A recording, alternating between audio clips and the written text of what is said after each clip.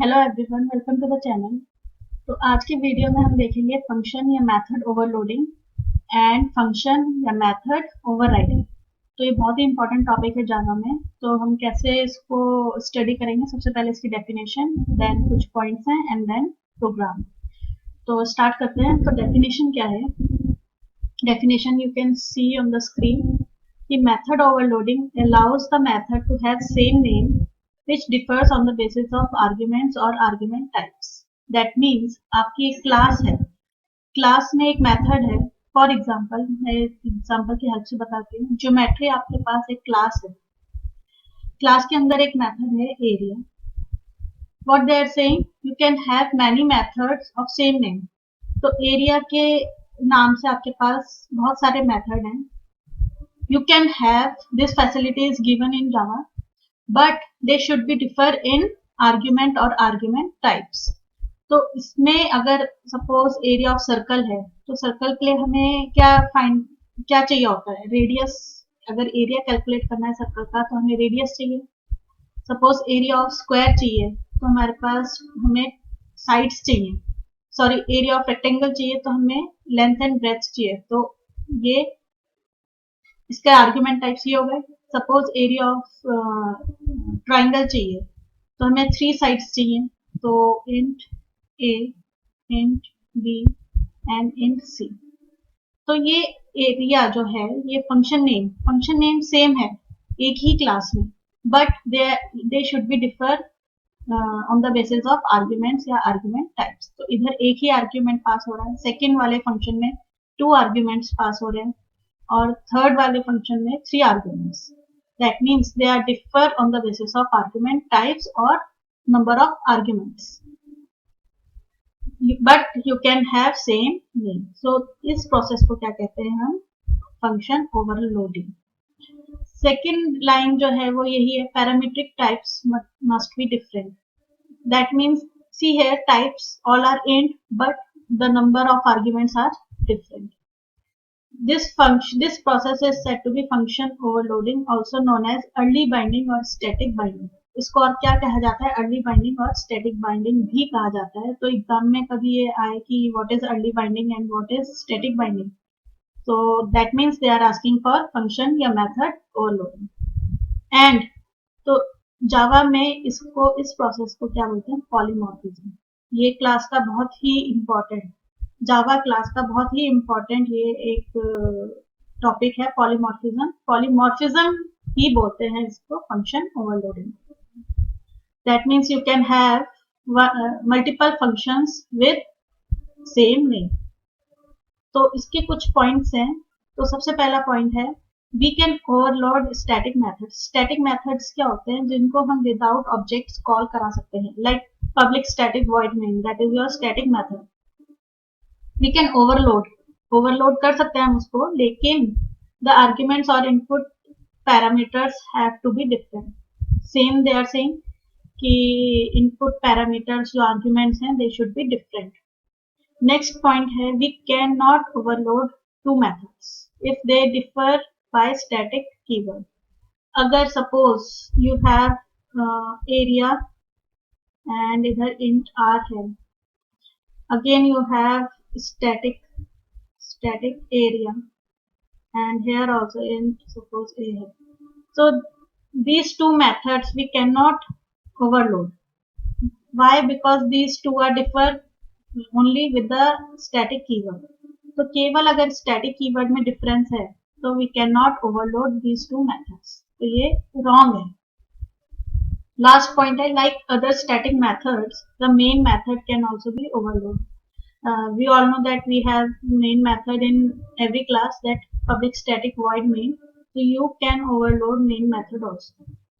तो function overloading यही होती है। और इसकी नीड क्या है? इसकी नीड यही है कि हमें फंक्शन के नेम याद नहीं करने बार बार, कि एरिया ऑफ सर्कल हमें याद करना है, what is the function name, area of square what is the function name. नहीं, ऐसा नहीं है।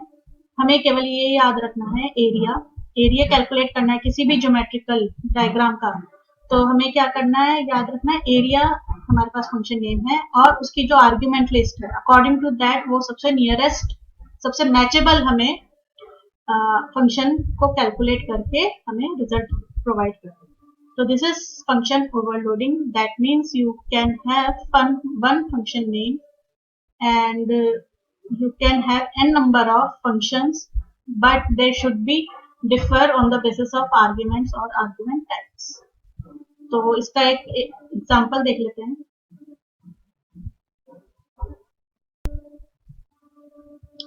तो ये क्वेश्चन है फंक्शन ओवरलोडिंग का. It is very important question. तो देखते हैं क्या है इसमें. राइट अ प्रोग्राम और design a class to overload function joy string as follows. एक फंक्शन नेम दिया है हमें जॉय स्ट्रिंग और उसको हमें ओवरलोड करना है. ओवरलोड हमें 3 मेथड्स दे रखे हैं. Method name function name same रहेगा. तो फर्स्ट है जॉय स्ट्रिंग. इसमें जो आर्ग्यूमेंट्स हैं वो है स्ट्रिंग एस, कैर और दूसरा कैर. दैट मीन्स एक स्ट्रिंग है और 2 कैर हैं. और ये फंक्शन क्या कर रहा है? With one string argument, the 2 character arguments that replaces the character argument C1 with the character C2. That means आपके पास एक string है. See here for the example technology and आपको 2 कैर दिए हैं A and 0 O.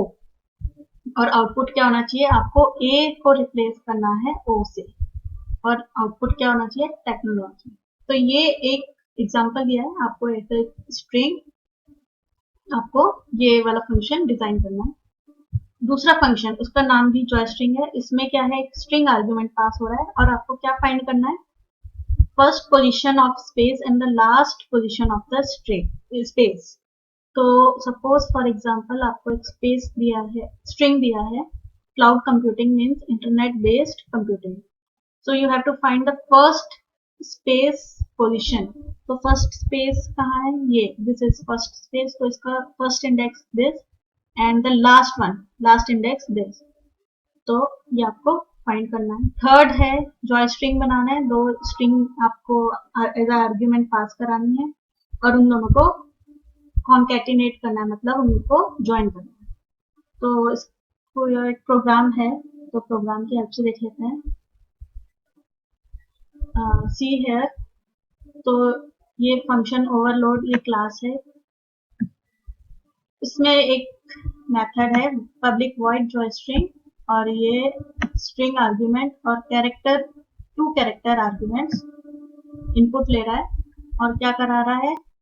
इसको स्ट्रिंग में से character 1 को रिप्लेस कर रहा है कैरेक्टर 2 से एंड जो रिजल्ट है वो प्रिंट आउट होगा. सिमिलरली एक और फंक्शन है जॉय स्ट्रिंग. इसमें केवल एक ही आर्ग्यूमेंट पास हो रहा है और इसमें हमें क्या फाइंड आउट करना है? First index of the space and the last index of the space और उसको हमें प्रिंट करना है. तो ये सेकेंड फंक्शन हो गया with the same name Joy string. और जो थर्ड है वो है ये public void Joy string string 1 and string 2 और इन दोनों को हमें कॉन्कैटिनेट करना है और उसको प्रिंट करना है. तो ये वेरी सिंपल है लेकिन इम्पॉर्टेंट है. और इसको हमें कॉल कैसे कराना है? हमने एक हमारे पास एक फंक्शन है पब्लिक स्टैटिक वॉइड मेन. तो फंक्शन ओवरलोड जो क्लास है उसका हमने ऑब्जेक्ट बनाया ओबीजे एंड ओबीजे की हेल्प से हमने तीनों फंक्शंस कॉल करे हैं लाइक दिस. तो ये फंक्शन कॉलिंग हो गई. आप देख सकते हैं जॉय स्ट्रिंग जो फंक्शन है वो ओवरलोड है. कैसे है? हमारे पास 3 फंक्शन है with the same name but the different argument list और डिफरेंट आर्ग्यूमेंट टाइप्स. तो ये है आपका फंक्शन ओवरलोडिंग. इसमें एक और क्वेश्चन आता है जो बहुत इंपॉर्टेंट होता है, वो है find the volume of cuboid cube and all. तो ये भी क्वेश्चन बहुत इंपॉर्टेंट है. वो भी ऐसे ही बनेगा. सेम फंक्शन नेम वॉल्यूम अगर होगा और उसके डिफरेंट पैरामीटर लिस्ट होगा. तो इसको अगर हम रन करते हैं तो आउटपुट देख लेते हैं. Function overload.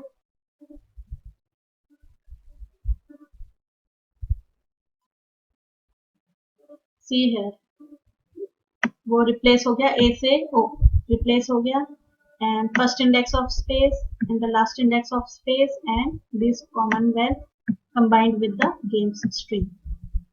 तो ये आपका फंक्शन ओवरलोड मेथड. इधर मैंने इनपुट करके नहीं दिखाया, जो भी आपका वो था एग्जांपल में वही लिया है. You can have here input also, input ले सकते हैं यूजर से। तो पर मेन पर्पस जो था वो फंक्शन ओवरलोडिंग का था, इसलिए मैंने वही एग्जांपल लिया। अब जो नेक्स्ट आता है आपका जो टॉपिक है function overriding. This is also very important topic in Java. तो फंक्शन ओवरराइडिंग क्या है देख लेते हैं। It is a declaring a method in sub class which is already present in parent class. That means इधर एक inheritance हो रहा है। दैट मीन्स आपके पास एक पेरेंट क्लास है और आपके पास एक चाइल्ड क्लास है, दैट मीन्स सब क्लास। तो जो फंक्शन पेरेंट क्लास के पास है, सपोज एरिया है फंक्शन, तो चाइल्ड क्लास अगर में हम एरिया फंक्शन ही डिफाइन करते हैं, तो ये वाला फंक्शन जो चाइल्ड क्लास वाला फंक्शन है वो इस फंक्शन को ओवरराइड कर देगा। ओवरराइड मतलब उस पर न्यू डेफिनेशन दे देगा। So this is your function overriding. That means declaring a method in some subclass which is already present in parent class. So this is function overriding. और इसमें क्या है? In this case, the method in parent class is called overridden method, and the method in child class is called overriding method. तो जो parent class में जो method है या फंक्शन है उसको क्या कहते हैं? ओवरराइडिंग मेथड, और जो चाइल्ड क्लास में जो है उसे कहते हैं ओवरराइडिंग मेथड। तो इसके कुछ पॉइंट्स हैं। इसमें क्या है? फर्स्ट पॉइंट है method overriding is used to provide the specific implementation of method which is already provided by a super class. Same वही है डेफिनेशन की तरह कि जो सुपर क्लास जो पेरेंट क्लास में है मेथड, उसी को ओवरराइड करते हैं हम चाइल्ड क्लास में। नेक्स्ट है it is a run time polymorphism. Again हम same function name different class different way में यूज कर रहे हैं, तो उसको this is your run time polymorphism. Third point है the method must have same name as the parent class. Obviously तभी हम उसको ओवरराइड करेंगे जब सेम नेम होगा। The method must have same parameters as in parent class. This is important point. तो इधर क्या है? सेम पैरामीटर होना चाहिए। That means argument list same होनी चाहिए। फंक्शन ओवरलोडिंग में हम क्या कर रहे थे? Parameter list should be different, but here parameter list should be same. Next is there must be an inheritance. See in Java में जब भी पेरेंट चाइल्ड रिलेशनशिप आता है तो क्या होता है? इनहेरिटेंस। तो ये जो लॉजिक है, ये जो पूरा फंक्शन ओवरराइडिंग का मेथड है, लॉजिक है, वो किस पे बेस्ड है? इनहेरिटेंस पे। Next is the static method can not be overridden. Static method को हम ओवरराइड नहीं कर सकते, जबकि हम ओवरलोड कर सकते हैं। नेक्स्ट है we can not override the main function because it is a static method. हम main function public static void main को हम ओवरराइड नहीं कर सकते because it is a static, and static को हम ओवरराइड नहीं कर सकते। हम ओवरलोड कर सकते हैं, ओवरराइड नहीं कर सकते। तो ये था आपका function overloading. That means parent child relationship होता है, और जो पेरेंट क्लास में जो हमारे पास फंक्शन होता है उसको हम चाइल्ड क्लास में ओवरराइड कर सकते हैं। तो इसका एक एग्जांपल देखते हैं। एग्जांपल देख लेते हैं इसका।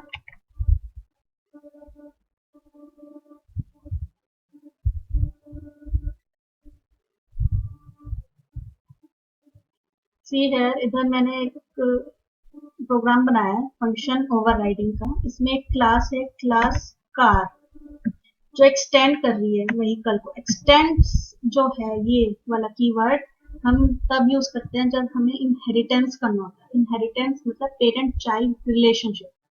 तो ये जो व्हीकल क्लास है, ये व्हीकल एक क्लास है, ये है parent class, and this is the car. Car is the child class.